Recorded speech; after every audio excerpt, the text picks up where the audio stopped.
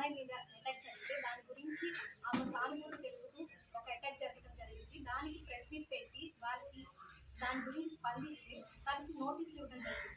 ఇది ఎంతవరకు సమంజసం అని నేను అడుగుతున్నాను.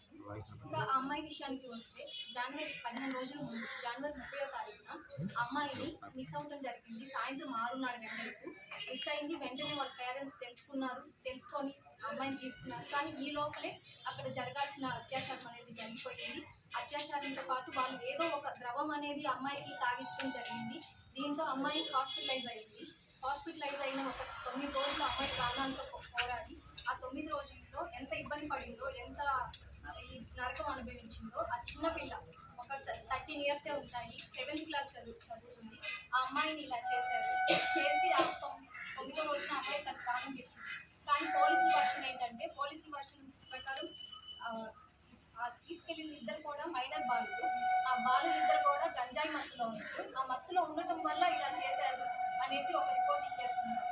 కానీ అంత చిన్నపిల్లలకి ఆ ఊర్లో గంజాయి ఎలా దొరికింది, ఎక్కడ దొరికింది?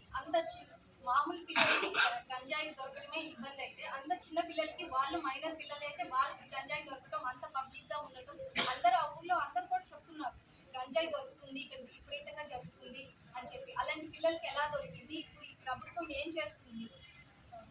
మద్యపానం నిషేధం చేస్తామని మేము అంటే మా ప్రభుత్వం అన్నప్పుడు అలా ఎలా కుదురుతుంది అని మొత్తం ఎక్కడ చూసినా ఈ మద్యం మత్తులో పిల్లల్ని ఇలా చేస్తుంది.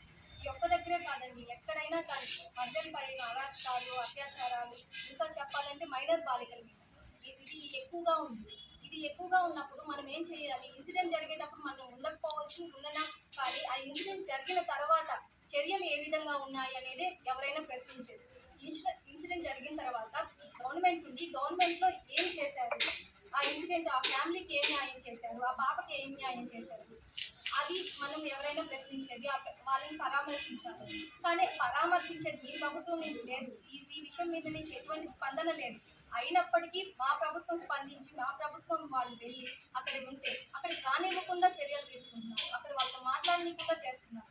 ఏదైనా యాక్షన్ తీసుకున్నాము అంటే కేసులు పెడుతున్నారు. ఈ విషయానికే స్పందించి పూజిత గారు ప్రెస్ మీట్ అరేంజ్ చేశారు.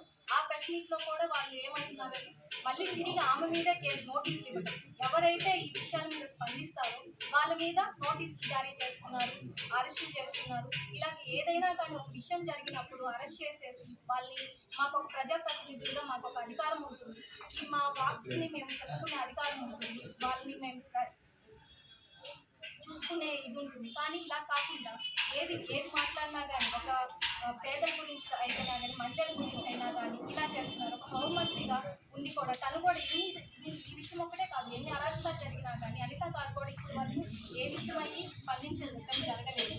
అదేవిధంగా వాళ్ళ శాసనసభ్యుల వల్లనే ఒక మహిళలు ఇబ్బంది పడుతున్నారని కూడా దాని గురించి కూడా ఎవరు పట్టించుకోలేదు. ఇట్లా శాసనసభ్యులు, ప్రజలు పాలించే వాళ్ళు ఇలా చేస్తే మిగిలిన వాళ్ళ పరిస్థితి ఏంటి? ఇంకా వాళ్ళ ప్రభుత్వంలో ఉన్న శాసనసభ్యులు అలా చేశారు అంటే మిగిలిన వాళ్ళ పరిస్థితి ఏంటి? ఇంకా ఎంత దారుణం ఉంటున్నారు? ఈ గంజాయి ఇదేంటి అని అడగటం మా తప్పైపోతుంది. మేము అడిగినప్పుడు మా మీద కేసులు, చర్యలు తీసుకుంటున్నారు. ఇలా ఎంతవరకు సమంజసం అని మేము అడుగుతున్నాము. అది మా ప్రభుత్వం ఉన్నప్పుడు గవర్నమెంట్ ద్వారా దిశ చట్టాలు తీసుకొచ్చారు, 18 పోలీస్ స్టేషన్ తీసుకొచ్చారు, దిశ యాప్లు పెట్టారు, మహిళల కోసం రక్షణ కల్పించడానికి చూశారు. ఎక్కడైనా ఒక మహిళలకు అనేది పెద్ద పీట వేశారు వైఎస్ఆర్సీపీ జగన్మోహన్ రెడ్డి గారు. ఇప్పుడు మీరు ఏం చర్యలు తీసుకుంటున్నారు? వాళ్ళకి ఏం యాక్షన్ ఇస్తున్నారు? ఇంక ఇలాంటివి జరగకుండా ఏం చర్యలు తీసుకున్నారని చెప్పమనే ఎవరైనా అడుగుతున్నారు. కానీ ఇది మేము ప్రశ్నించినప్పుడు తిరిగి మా మీదే కేసులు పెడుతున్నారు. ఇది ఎంతవరకు కరెక్ట్ అని నేను మళ్ళీ ప్రశ్నిస్తున్నాను. ఇది ఎలా ఉన్నా కానీ పేదల మీద కానీ, మహిళల మీద కానీ, ఎవరి మీదైనా కానీ దాడులు ఇలా కంటిన్యూ అవుతుంటే మేము మాత్రం మా వైఎస్ఆర్సీపీ నాయకులు కానీ, కార్యకర్తలు కానీ, మా మాజీ శాసనసభ్యులు శ్రీ రామిరెడ్డి ప్రతాప్ కుమార్ రెడ్డి గారు మేమెవరూ దీన్ని ఉపేక్షించము. ఖచ్చితంగా దీని మీద మేము పోరాడతాము. న్యాయం జరిగే వరకు మేము పోరాడి మా పార్టీ తరఫున న్యాయం చేస్తామని తెలియజేసుకుంటూ సెలవు తీసుకుంటాం.